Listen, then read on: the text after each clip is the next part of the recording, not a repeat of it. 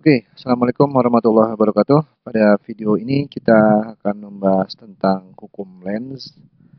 Jadi di materi sebelumnya kita sudah membahas hukum apa hukum hukum Faraday ya. Hukum Faraday itu kita bagaimana cara eh, mendapatkan berapa nilai tegangan induksi ya, tegangan electromotive force (EGL) gaya gerak listrik. Lalu hukum lens ini kelanjutannya. Jadi setelah kita tahu besarnya tegangan, kita bisa tentukan juga arus sebelumnya ya.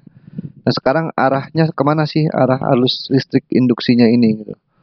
Nah kita gunakan yang namanya hukum lens. Sebenarnya nggak panjang karena hukum lens hanya kualitatif saja, arahnya kemana gitu, tapi tidak menghitung berapa besarnya. Oke, hukum lens digunakan untuk menentukan arah arus induksi secara kualitatif. Nah, jadi pada saat terjadi perubahan flux, seperti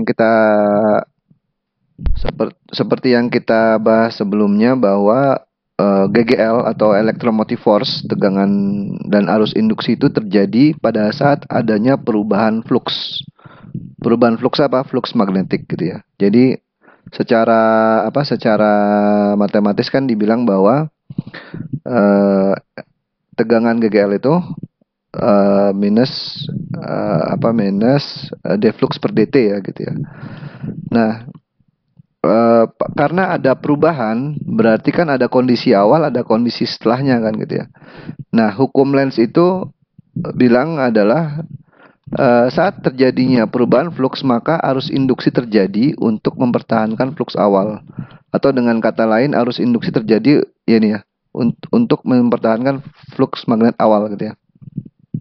Jadi gini, contohnya gini, misal kita lihat perhatikan gambar sebelah kanan ya. Misal di sini, ini sebentar saya ganti. Nah, misalnya gini, ini kan batang magnet nih.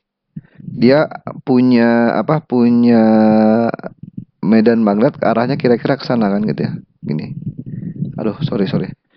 Ya gini lah ya, gitu ya. Gitu. Dan ini banyak nih garis-garis gayanya gitu ya, ke arah dari utara ke selatan gitu ya. Nah, pada saat kita ini juga termasuk masuk sana gitu ya. Gitu ya. Dari sini ke sana gitu ya. Nah, flux magnet itu kan medan magnet yang masuk ke permukaan ini kan, permukaan loop ini gitu ya. Pada saat kita gerakan batang magnet ini ke arah bawah, maka semakin banyak nih garis-garis magnet yang terlingkupi di permukaan ini, permukaan loop ini gitu. Nah, artinya yang tadinya sedikit medan magnetnya menjadi banyak medan magnetnya. Yang fluxnya tadi kecil menjadi fluxnya menjadi banyak. Nah, hukum Lenz bilang bahwa arus induksi itu untuk mempertahankan flux awalnya gitu. Jadi kalau misalnya tadinya sedikit menjadi banyak, awalnya kan sedikit gitu ya. Tiba-tiba bertambah nih flux magnet yang arah ke sana gitu. Karena kita gerakan ini ke bawah. Nah, berarti untuk mempertahankan keadaan awal kita harus mempertimbangkan bahwa ada arus listrik yang menghasilkan medan magnet berlawanan dengan arah itu gitu. Supaya keadaannya seperti yang awal. Artinya apa? Kita dengan menggunakan tangan kanan, kaidah tangan kanan ya, kalau arusnya ke sana ada I, maka kan akan menghasilkan medan magnet ke arah atas kan gitu ya.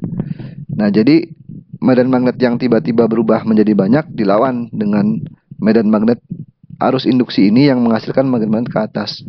Jadi dengan kata lain, untuk kasus seperti ini, maka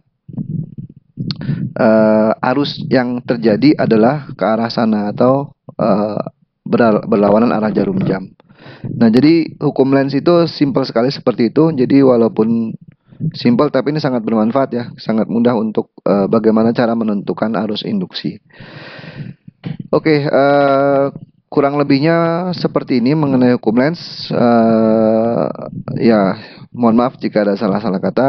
Assalamualaikum warahmatullahi wabarakatuh.